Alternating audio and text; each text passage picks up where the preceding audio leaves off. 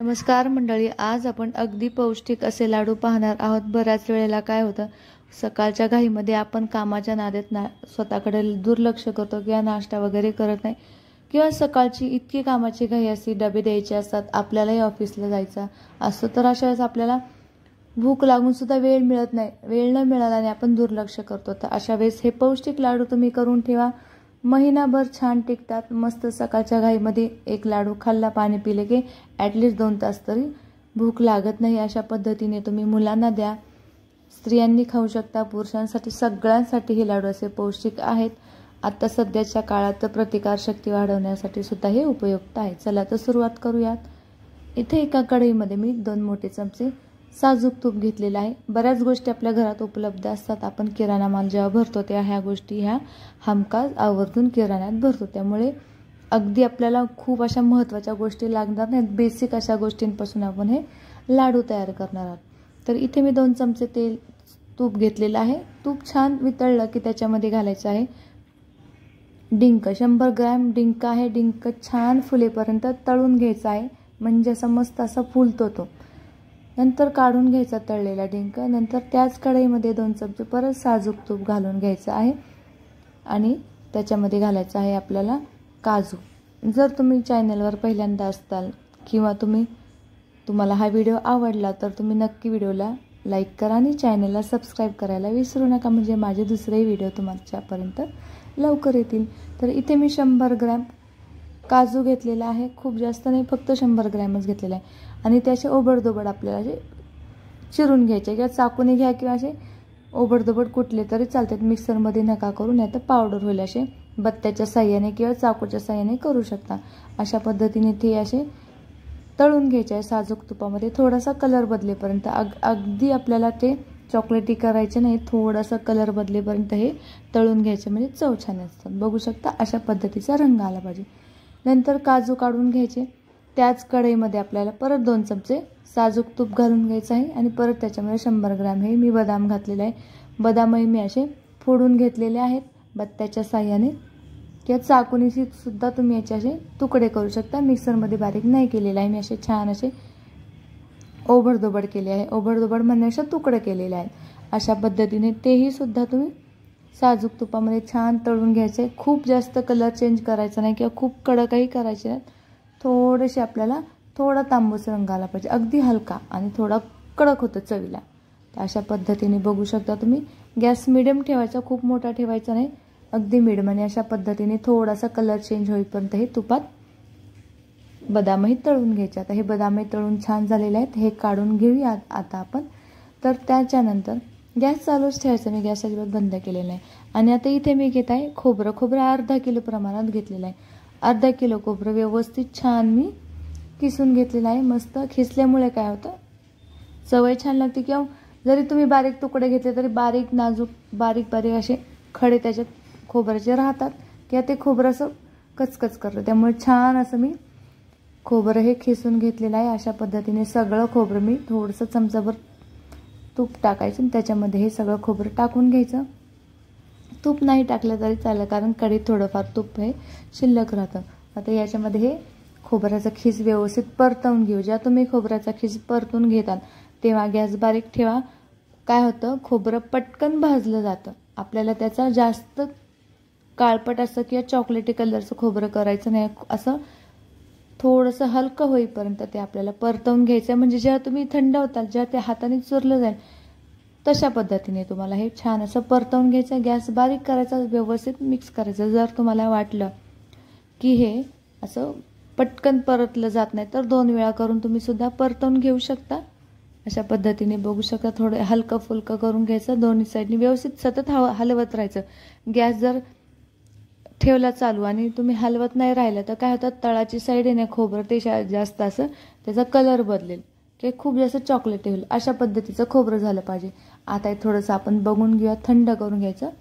जरा थंड झाल्यानंतर हे छान असं चुरलं जातं। हे बघा मस्त थंड झालंय, सहज हाताने सुद्धा चुरलं जातं आहे। अशा पद्धतीने हे तुम्हाला परतवून घ्यायचं, एवढंच परतायचं, याच्यापेक्षा जास्त नाही परतवून घ्यायचं। आता ठीक आहे, आता हा जो डिंक आहे जो आपण तळून घेतलेला, हा बघू शकता किती छान असा तळला गेलेला आहे, हा थंड झालेला आहे। आता हा आपण मिक्सरच्या भांड्यामध्ये सगळा असा बारीक करून घेऊयात। बघ अशा पद्धतीने सगळा मी मिक्सरच्या भांड्यात घातलेला आहे. बऱ्याच वेळा आपण काजू, बदाम, तूप हे किराणा मालात आणतोच, पण आपल्याला खायला सुद्धा वेळ मिळत नाही, एवढी गडबड असते आपल्या मागं. मग हे 2-3 फक्त जास्त जिन्नस नाही, काजू, बदाम, डिंक, खोबरं एवढं जिन्नस वापरून तुम्ही हे छान असे पौष्टिक लाडू करू शकता. डिंक हे आरोग्यासाठी उपलब्ध मस्त असं चव हे आहे. तर अशा पद्धतीने डिंक बारीक करून घ्यायचा आहे. बघा मी छान असा डिंक बारीक करून घेतलेला आहे, मिक्सरच्या भांड्यात काढून घ्यायचा आहे.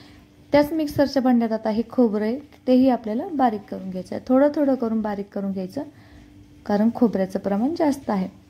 तर भरपूर दिवस टिकण्यासाठी खोबरं छान परतवून घेतलं आहे आपण इथे. मग थोडं थोडं करून छान असं ह्याची मिक्सरवरती हे बारीक करून घ्यायचं आहे.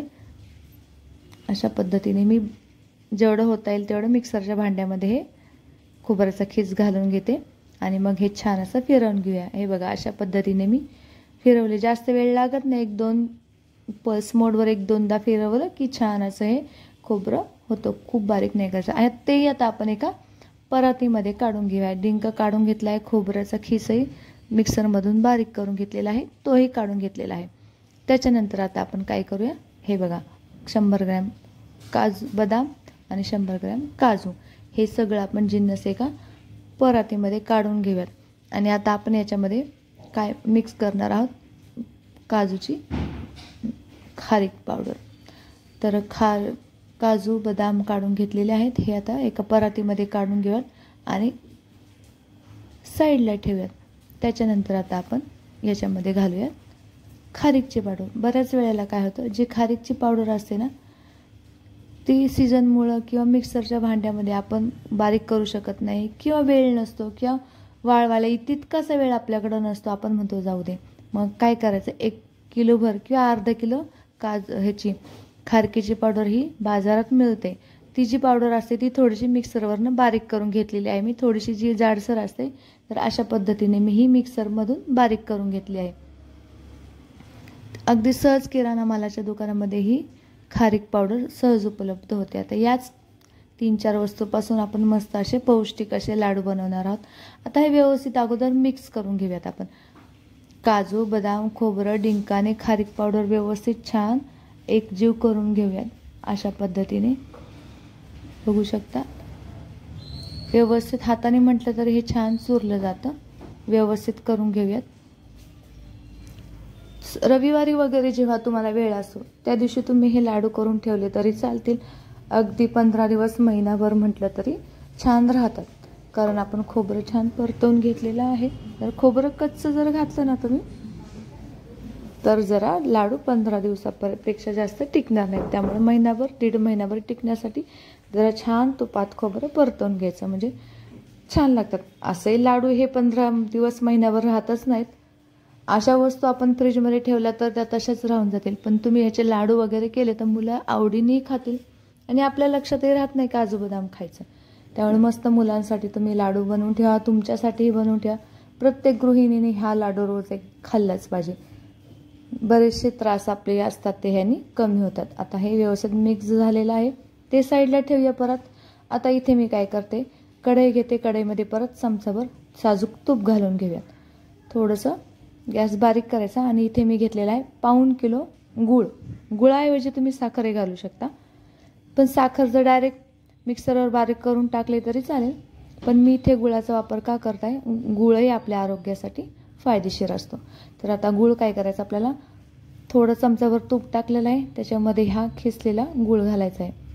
फक्त आपल्याला गूळ वितळवून घ्यायचा आहे, अजिबात कडक पाक वगैरे करायचा नाही. तर काय करायचं, इथे मी थोडासा 2 ते 3 चमचे, सुरुवातीला आपण 1 चमचाच तूप घातलेला आहे. आता इथे मी पाणी घालत आहे वरून. फक्त 2 ते 3 चमचे आपल्याला पाणी घालायचं आहे, म्हणजे छान गूळ वितळायला अशी मदत होते. पाक करायचा नाही आहे आपल्याला अजिबात, फक्त जे गुळाचे खडे असतात ते मेल्ट होण्यासाठी, गूळ व्यवस्थित एकजीव मेल्ट होण्यासाठी असा हे व्यवस्थित आपल्याला मिक्स करायचं आहे. बऱ्याच वेळेला तुम्ही या मिश्रणामध्ये नुसता गूळ घातला तरी चालेल, पण गुळाचे खडे ना ते आपल्या दाताखाली येतात, आपल्याला बऱ्याचदा ते आवडत नाही.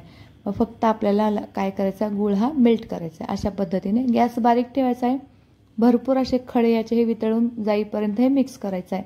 एकदम गॅस बारीक करायचा, गॅस मोठा वगैरे ठेवला तर गुळाचा पाक कडक होऊ शकते. फक्त पाक करायचा आहे आपल्याला, कुठल्याही पद्धतीने पाक नाही, फक्त गुळ वितळवून घ्यायचा आपल्याला, पाक वगैरे करायचा नाही. फक्त पातळ असा गुळ होईपर्यंत हे करायचं आहे, गरम करायचे.